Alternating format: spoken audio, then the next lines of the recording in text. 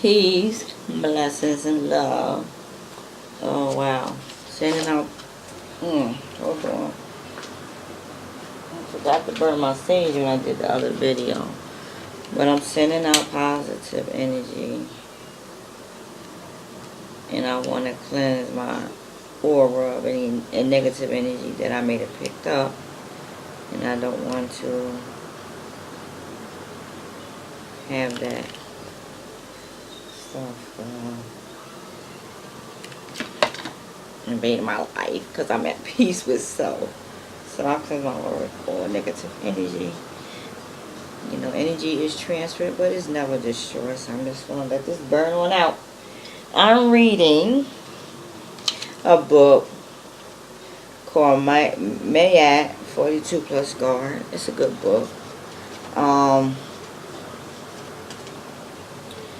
it's simply put, Mayat was an ancient Egyptian concept of truth, justice, order, balance, and love, moral and ethical principles that every Egyptian citizen was expected to follow throughout their daily lives. Mayat, also personified as the goddess of the stars, seasons, and the actions of mortals and deities who brought order of the universe from chaos of creation. I like the books because it just helped me to be just a better human being. And I'm just gonna read from the book because I have nothing else to do. And I like sharing a little knowledge for those who may be on a spiritual journey, because I have dismissed religion from my life because religion is man-made, and to each his own. I don't knock whoever have adapted a religion, but religion really didn't do nothing for me, and it was when I came out of religion that I began to grow mentally, emotionally, spiritually. But the first one, because it says 42 of them, this one is I honor virtue. Honor from the Latin, honors or honoris, means the evaluation of another. Virtue, behavior showing high moral standards. Living a life in accord with reason and virtue is living a life of purpose, vow, worth, respect, morality, integrity, dignity, decency, and nobility. Virtue is having the ability to attempt to discover what might be deemed as good or moral character, and to apply that moral character as the basis of one's choices to exhibit good behavior. Examples: your moral barometer should tell you not to flirt or have intercourse with another man's wife.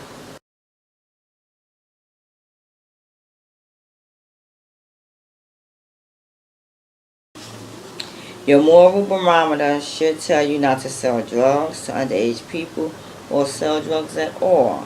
Your moral barometer should tell you not to spitefully misuse or abuse another person. Your moral barometer should tell you not to gossip about other people or spitefully divulge information that was entrusted to you. Your moral barometer should tell you not to steal that typing paper or miscellaneous items from your workplace just because no one's watching. Your moral barometer should tell you not to blow your money on lottery tickets or at casinos when your children need food, clothing, and shelter. Your moral barometer should tell you not to have unprotected sex, especially when you know you have multiple partners. Your moral barometer should tell you not to get that woman or man phone number when you know that you are in a committed relationship. Your moral barometer should tell you to give your service or products away freely to those who aren't able to pay if they are in dire straits and their finances are in bind, or reduce the price, such as a barber, a hairstylist, or author. You must choose for your own personal reasons to listen to that moral barometer that is within everyone to use.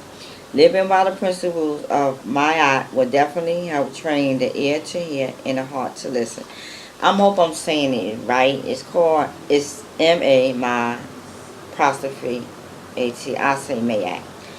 And this is, and those to honor virtue is just so important. I mean,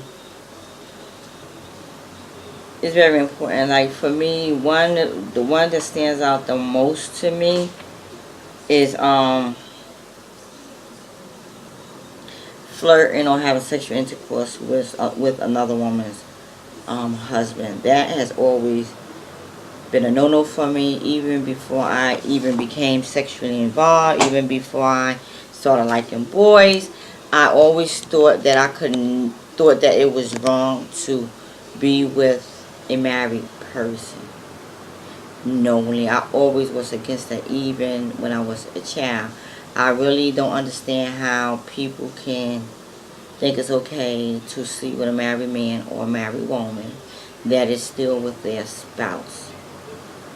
Like, what do you get out of it? Why you're not loving yourself enough to know that you deserve better?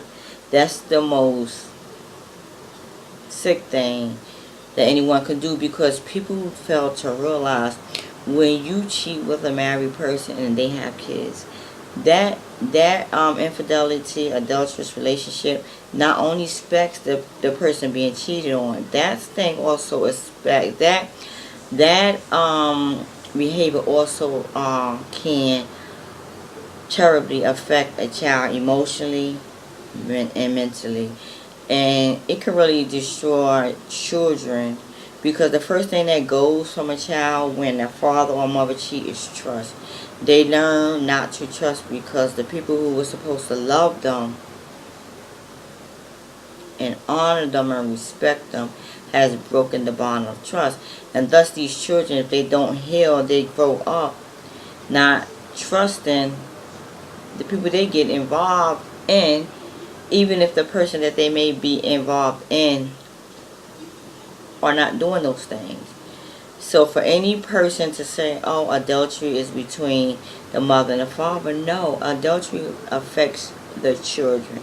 And I'm a living witness to that. When you cheat on your spouse, you mess up your child for the rest of their life.